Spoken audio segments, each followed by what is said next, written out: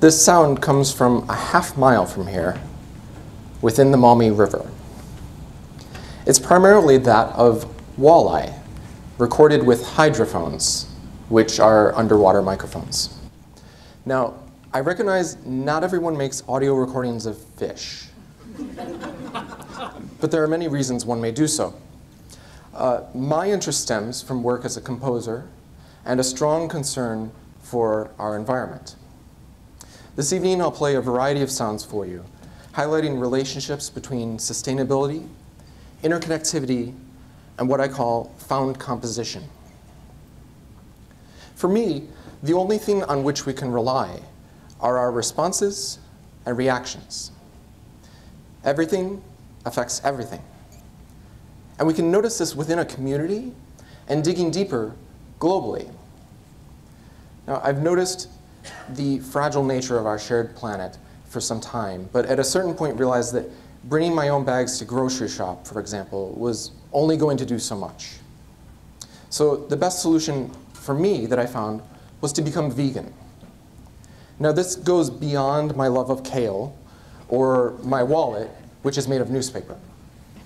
It means continually acquiring a greater awareness of one's surroundings and pursuing little negative impact as much as one can. Around the same time that I began exploring these ideas, I also was beginning to participate in field recording and by extension, phonography. In general, I'm referring to recording outside of a controlled environment, while I tend not to enjoy recording studios. What I noticed as I grew musically is that I was most interested in natural and often unnoticed sounds. For me, the source of the sound wasn't necessarily of concern to me, and to a degree that's still true. It's photography with microphones, embarking on excursions for unique aural experiences. Here are a few examples.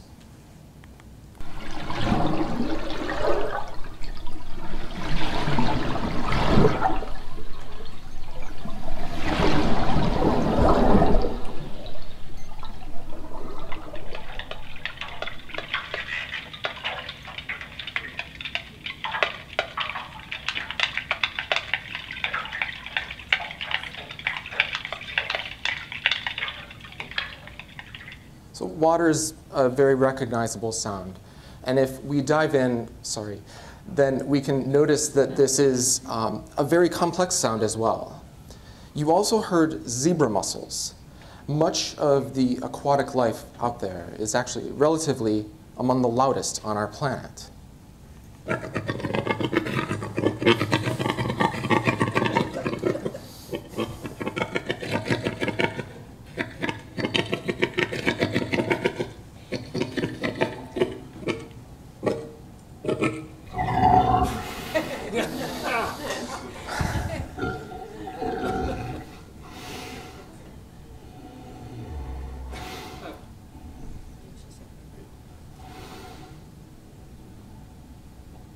Sounds evoke many reactions. It's great. So this is Bertha.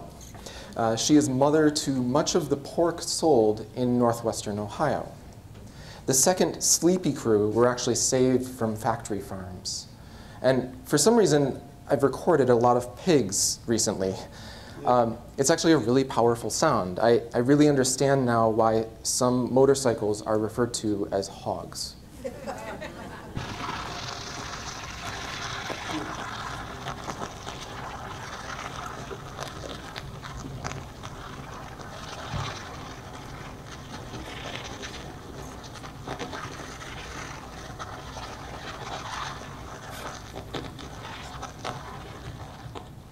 So these are ants enjoying an abandoned juice box. More recently, I traveled by land and sea throughout Alaska with the EcoSono Institute.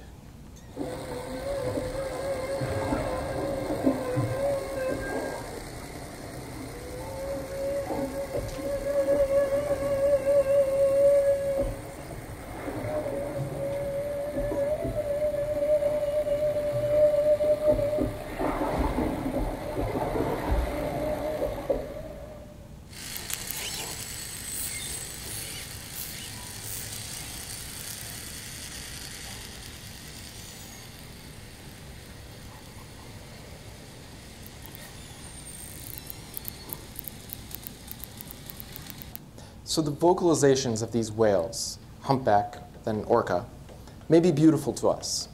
Some whales will bubble net fish to capture their prey. Others will actually use these sounds to paralyze smaller fish. They literally sing to survive. This is just another powerful sound from a large sea lion, I believe named Woody.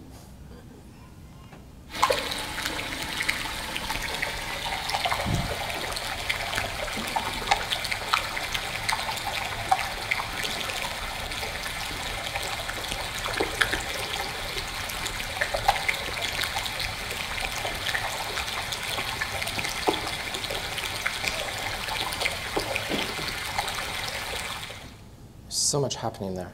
So this was really worth feeling kind of seasick. It's 1,000-year-old air escaping a glacier.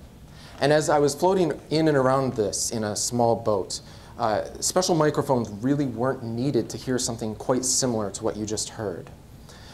It's really the kind of fantastic place that's very difficult to capture, both visually and sonically.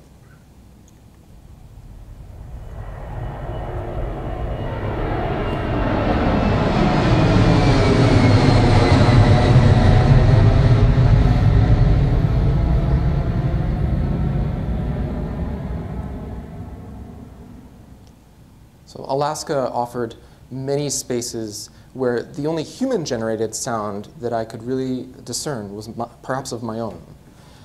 That said, with the recording the whales, it's easy that you can pick up the sound of distant cruise ships. And not far from there, I recorded this commercial jet flying just overhead. There's no zoom on that picture. I've also recorded outside the range of human hearing.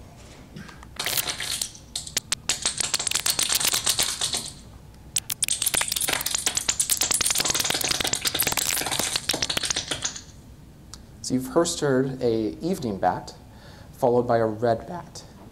Many of these suffer from white nose syndrome, which is this fungal disease that's killed over 6 million bats in North America, in particular in northwestern Ohio. The faster part of the sound is the point at which they consume a bug.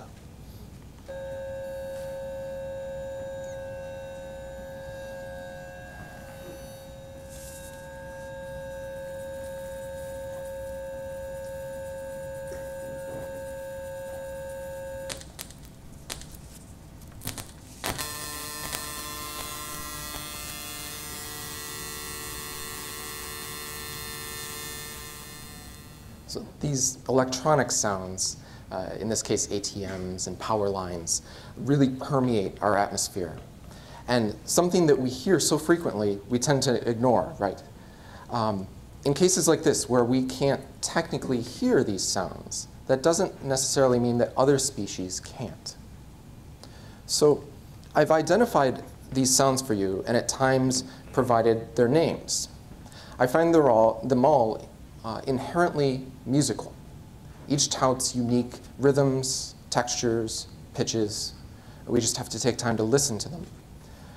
Now I know you're thinking, Cory, those bats are in incredibly complex meters. Or what's your window size for the spectral analysis of a chicken? I have found ways of working with these sounds, however, and with these recordings. So much of my work as a composer utilizes electronics, pieces with acoustic instruments or with loudspeakers alone. Having acquired a variety of sounds to work with now, I needed some bridge into my life as a composer. If we consider a sculptor, and they come across a boulder, and then they will chip at the boulder until it's in the form that they desire. Many composers will record sounds as well and chip at them until it's in their desired shape. They'll likely create many versions of this that offer variation. And this is actually a huge thing in a lot of music, this idea of offering material and developing it. And I'm not interested.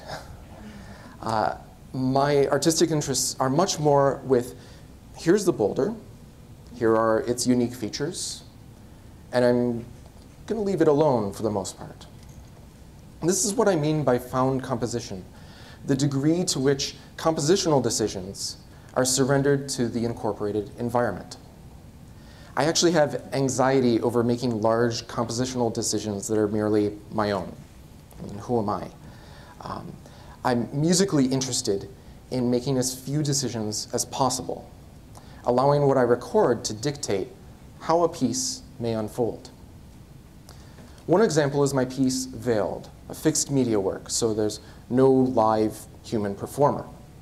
And in this, I offer a variety of sounds of life in and outside a city. I also incorporate infrasonic sound, so things below what we can actually hear as humans.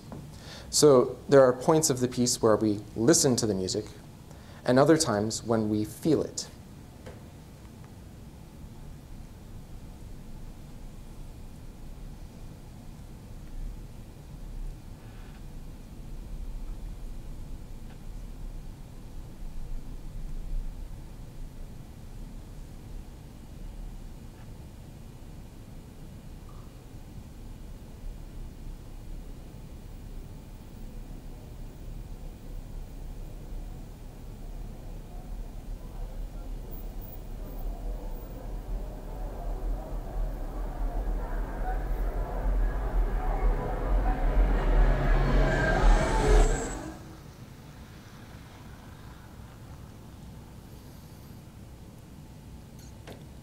Another example is my most recent piece, to be premiered next week. Split Tree Winter Garden is for an orchestra of saxophones and electronics, primarily the sound of a squeaky tree I came across in Bowling Green's Winter Garden Park, just on a very windy day. Here's an example without the saxophones.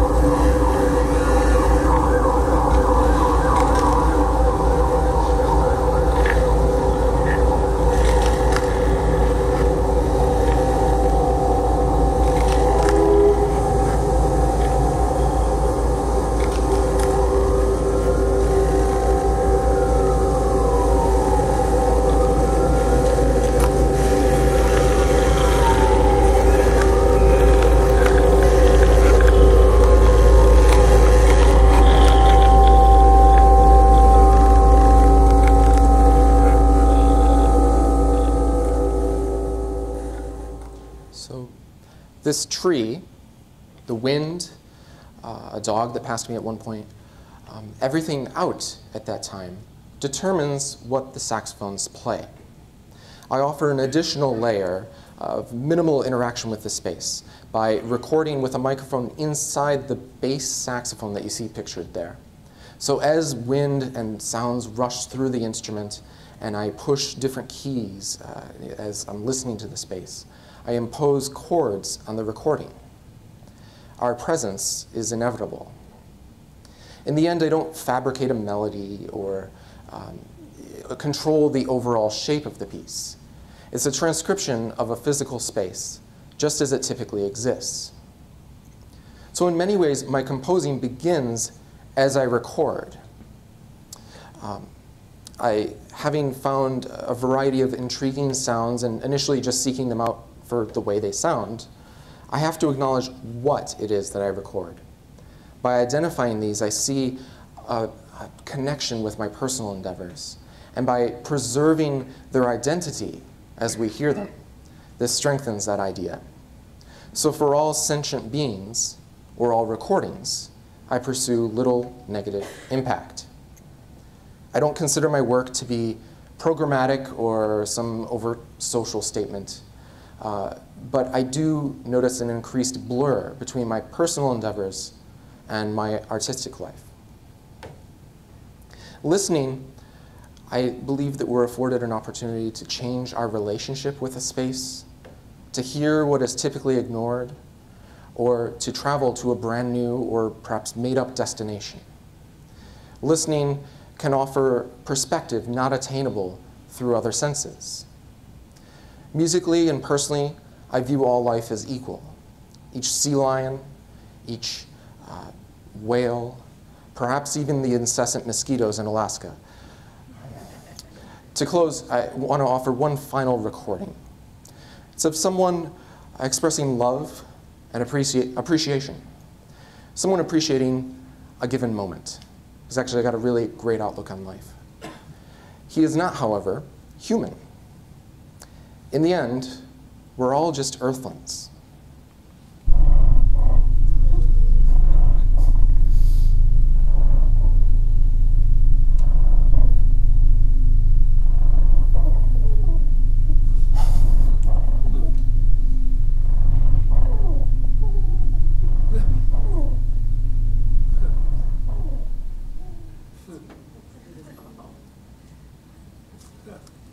Thank you.